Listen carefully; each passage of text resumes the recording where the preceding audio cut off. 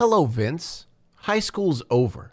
No one cares about you anymore. So once again, today we're going to be talking about a bunch of moving picture frames on an RCA television.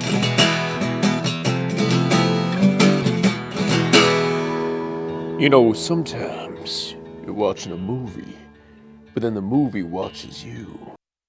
What? You know, sometimes you throw out a question in hopes to get an answer, and then it turns out that that question answers itself. All right, yeah, that made absolutely no sense at all. You know, sometimes you think something doesn't make sense until you realize you're the one who doesn't make sense.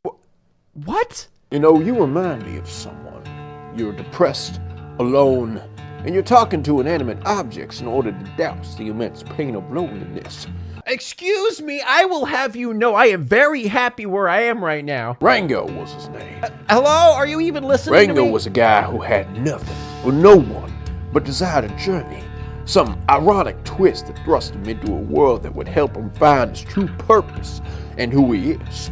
Because sometimes in life you're searching for a purpose, but sometimes that purpose comes searching for you. Who are you? I'm called many names. The guy, the fella, the pal. But you can call me Joe. Joe Mama. God damn it. Rango is what I consider an anti-animation animated movie. And by that I mean it doesn't follow all of the common animation tropes that, you know, Disney, Pixar, all the other ones stick with. You know, the soft, fluffy, cute type thing that like every animation studio has been doing because it's marketable. You know, that's what people like. She's been better. I mean, She died. And that's why I consider Rango an anti-animation film. It's literally everything that isn't what is normal when it comes to animation. It kind of just threw out the rule book and did everything that they wanted to do in their own unique style. And I still consider Rango to be one of the greatest animated films in Western culture. And I remember when this movie was coming out, they really pushed how amazing the animation was. I remember the trailer like showed how they were animating and what they were doing with the animation, which, you know, a lot of movies don't do that. They just kind of just show the movie, but they were like, hey, we're doing something different. And they delivered, and they really did. And when I was younger, honestly, I didn't really enjoy the movie that much. And I think it's because I don't really consider this a kid's movie. Like, I know it's PG, I know it's an animated film, but there's so many deep things that are in this movie that you just don't get as a kid. Also, there's a lot of adult humor that you don't get as a kid. There's just so many things that don't really make any sense until you are an adult and you rewatch it. And I consider it to be a masterpiece. So the movie starts out with Johnny Depp voicing the main character, a chameleon who starts out nameless. He's performing a fake play with his friends who are just, you know, inanimate objects. You know, I can relate. And with the little ironic sprinkle, the main character gets thrust out of the vehicle and then he's left in the desert alone in order to start his journey. And let me tell you something that this film did absolutely incredible. Throughout this movie, oh my God, I feel so thirsty because how they portrayed how insanely dry it is in the desert. They went into insane detail just of him trying to drink the last drop of water. You could feel how insanely dry it is out there. So we move on and meet some roadkill, which holy shit. This is a kid's movie, right? This is PG. He's dead. So anyway, this basically dead armadillo goes on talking about the spirit of the West in his quest to find the other side of the road, which after watching this movie a few times, I've come to realize that the other side of the road is a symbol for giving up on life and dying. It's basically just the symbol for death. Obviously, as a child, you're not really going to be thinking about that stuff. So after a quick little fear and loathing reference, the armadillo tells him to go west and find a city there, and then he happens to run into a hawk. Oh look, and even as a chameleon, he's having trouble blending in. Boy, if you don't... A little bit of clever symbolic irony I see. And this next scene is where they really push the boundaries of PG because, you know, again, I don't really consider this a kid's film because there's a lot of death in this movie. There's surprisingly a lot of cussing or bleeping out of cussing. And also the frog who says, "I'll let you kiss my sister." I let you kiss my sister! It's honestly amazing. So the main character falls asleep in a pipe, and after a really trippy dream, mind you, he gets flushed out of the pipe and meets Beans, who is a lizard. And she has this defense mechanism where basically every time she gets stressed out, she just freezes. And obviously, naturally, he ends up smelling her hair while she's frozen. That's what normal people do, right? So now we get to the town of Dirt, which is a town solely run by a religion and currency of water, which honestly, I love how they used water in this movie. Because in this town, water is considered a religious thing, and also water is considered a currency because it's so rare to find water in the desert, obviously. They literally have a bank of water rather than a bank of money. So Rango's walking around the town trying to blend in and then finds himself into a saloon. And I just want to mention the saloon scene is so goddamn visually detailed, it's insane. Every shadow, every piece of hair, every nail, even the spit is detailed. But anyway, he walks in, asks for a glass of water, and is met with roaring laughter, obviously. So a guy walks up, asks him who he is, and this is how the journey begins. A main character, no name, no friends, no one in the town knows who he is. He could be whoever he wants to be. So he decides on the name Rango and goes on a tirade of this false backstory of him and how he's from the West and he's some badass gunslinger. And obviously throughout this movie, he contradicts his backstory. It's kind of messy and everywhere, and he keeps digging himself a bigger and bigger hole. Like, for example, in the very beginning, he just says that he killed the Jenkins brothers, which obviously he doesn't know who the Jenkins brothers are, but he says he kills them with one bullet. And this is a very important part of the movie. One bullet, because the one bullet meme happens a lot throughout the movie. So while he goes on a rant explaining how he killed 7 people with one bullet, we see that the water bank is almost completely out of water and the town is running dry. So back to Rango. Oh dear mama. This is taking mommy milkers to a whole other level. So throughout this movie, Rango keeps getting into extremely lucky situations to kind of further his badassery and make it seem like he's actually, you know, a badass. Because he instantly convinces everyone of how awesome he is by killing the hawk that terrorizes the town by basically accident. And guess what? He kills the hawk with one bullet. After he kills the hawk, the townspeople tell him to go talk to the mayor. And right off the bat, the mayor's kind of a shady little bitch. He instantly pops out the control the water, you control everything. I don't know. I have a weird inkling that maybe the mayor has something to do with the water problem in the town. So anyway, the mayor gives Rango a sheriff badge for killing the hawk. So now Rango's the sheriff. But Beans starts suspecting the mayor of hiding something, and the banker tells her to be quiet about it. You know, go talk to the new sheriff, keep things down low. Did anybody here mention what happened to our last sheriff? So the bell tolls and everyone in town lines up to get their glass bottles and to get their daily dose of reckoning from the water source pipe thingy that they have. And this is the part where it shows like the religion of water. They have a holy spigot. They have acolytes who bring up the holy spigot. They have the holy pipe that is supposed to bring the water every single Wednesday. But on this blessed day of Wednesday water, no water comes out, only mud. Oh yeah, also while they were walking up to get their holy water spigot stuff, Rango finds out about someone named Rattlesnake Jake, who is a snake who is afraid of the hawk. But since the hawk is now dead, Rattlesnake Jake might come back. So since Beans is mad about the fact that they didn't get their holy dose of Wednesday water, she spills the beans.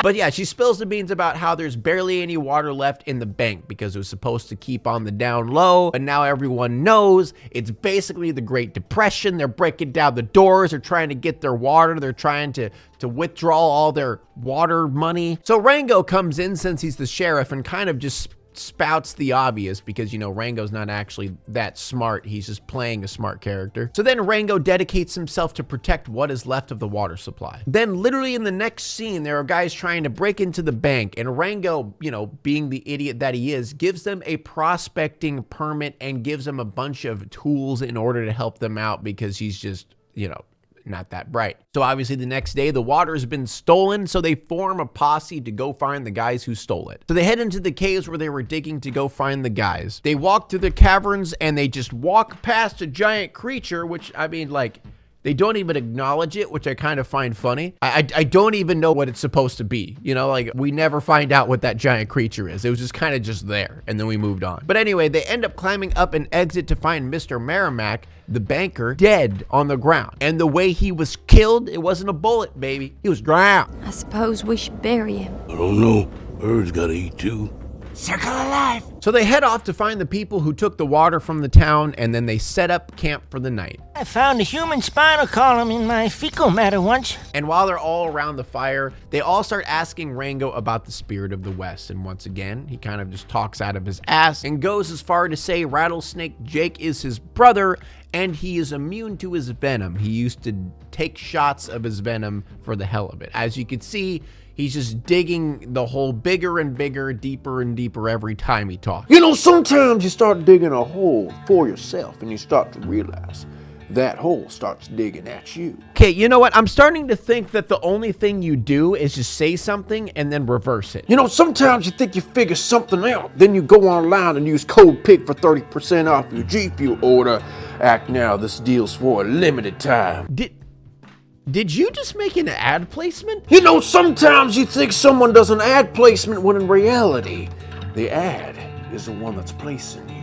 Dear God, you were just the worst. You know that? You're the worst. The Wrangle is gradually starting to realize how damaging his lies are to all these people because they have faith in him. They're starting to talk about how he's their only hope and they have nothing left. So yeah, I mean, obviously he's gonna feel a little bit guilty since he's lying to their faces. But anyway, Beans tells Rango a story about how there is a myth that these Spanish dagger cactuses can move to wherever there is water, and then they have a little romantic peck, which not really. It was more about her freezing again, and then Rango stealing a little kiss from her cheek. Just, he stole it, put it in his pocket, and you'd save it for later. Finally, some good lizard action. So the next day, they end up finding the guys who stole the water, distract them with a theater piece, and then end up getting surrounded by these guys' entire family, which I just want to mention, I guess that their bloodline must be pure if that's all of their family. Kept it pure. And what happens next is the most ridiculous, amazing chase scene I've ever seen in Western animation. A bunch of lizards, gophers, and whatever the hell types of small animals you got over there flying on the back of a bat, shooting a Gatling gun while playing the banjo of Flight of the Valkyries. Like, it's insane. It's amazing at the same time. So this chase scene goes on for a bit and they finally wreck and see that the gallon of water they were all fighting over was empty the whole time. So basically that whole chase scene was kind of for nothing, which is kind of funny because a bunch of people died. Like a bunch of people on bats like ran into the wall, exploded, and like people died, you know? Not only that, but apparently there was never even water in the jug. Not only that, but they weren't even the ones who stole the jug. They found the jug in the middle of the desert and it was empty. So it was kind of stupid for them to fight in the first place. And Jesus Christ, that nose. Like, just imagine sucking that thing. You know, like it's flopping right in front of his mouth. Like, you know, he probably sucks on that thing occasionally. It's just dangling in front of his mouth. Like, I'm so interested in that nose. What does he do with it? So they take these guys into custody, but obviously, you know, they still don't know who actually stole the water or who killed Mr. Merrimack. So the mystery's still there. But Rango goes to talk to the mayor because obviously the mayor's a little bit sussy. They're drinking water out of wine glasses while laughing like rich people like Jeff Bezos. We're drinking water while these peasants starve. But the mayor goes on about how it's time to progress, how it's time to move past the gunslingers and the shanty towns and the sheriffs and move on. So after the mayor realizes that Rango's kind of on his case a little bit, he ends up calling in Rattlesnake Jake because apparently he has that power. Whoa! Oh, whoa! Slow down a little bit here. I mean, this is a PG movie. I get it, we're in a Western setting and people are gonna get hung for committing a crime, but Jesus. Believe in that there sign. For as long as it hangs there, we got hope. I just want to mention, Rattlesnake Jake has a cool-ass character design. But anyway, Jake comes in, basically rips Rango's character apart, destroys all of his own plot holes, literally lists everything that was a lie and forces Rango to tell everyone that he was lying to them, and then kicks him out of town because obviously it wasn't that hard to pick apart Rango's story. But Rango gives up, walks all the way back to where we began our story at the road, and then to symbolize him giving up on life and accepting death, he walks to the other side of the road. Then the next scene, you can call it the afterlife, or, you know, we call it him having a dream. You know, there's a bunch of things you could say. But he ends up meeting the spirit of the West, who just so happens to be Clint Eastwood using a metal detector in a desert with all of his globe awards just chilling in the back seat of his golf cart, which is just hilarious. Sometimes you gotta dig deep to find what you're looking for. Spirit of the West goes on to tell Rango that, you know, it's not about the name that makes the man, it's about the deeds that he does. You know, people are so obsessed with what they're labeled as or what people think of them as instead of just doing what needs to be done, which is true. You know, it's a good lesson. Not about you, it's about them. No man can walk out on his own story. So after his little pep talk from the Spirit of the West, Rango runs into the armadillo, who tells him about how there used to be so much water in this barren wasteland of a desert. Only one question remains. Where did it go?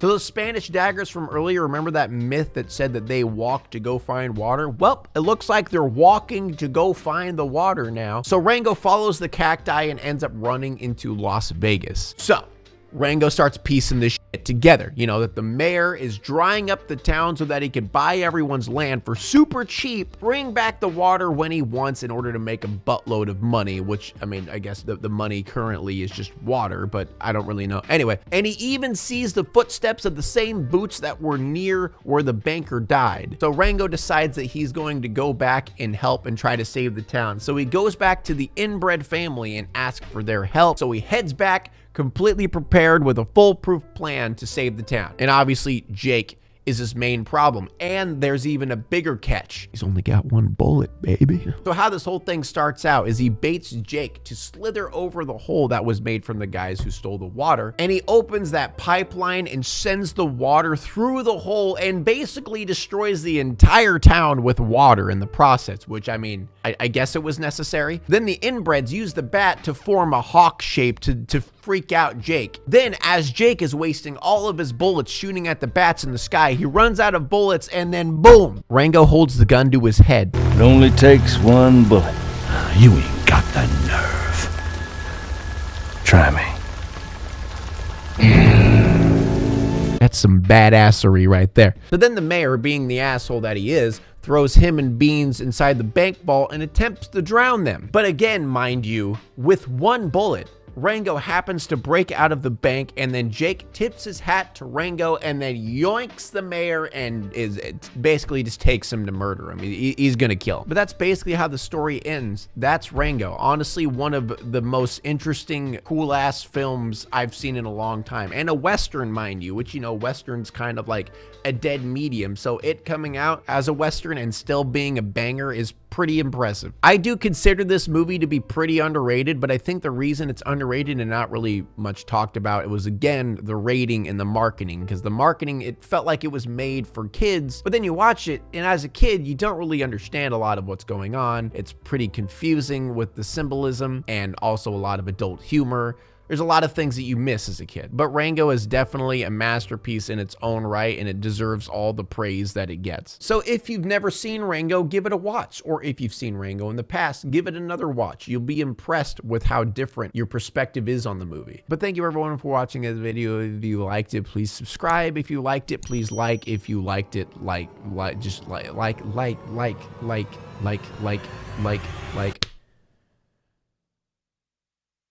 Bye. So there you have it, ladies and gentlemen. The wonderful story of Rango. A man who, with everything against him, made it through, made his own journey, made his own story, became a man. 'Cause that's what it's all about. It's about the story. Because, you know, sometimes the story chooses you.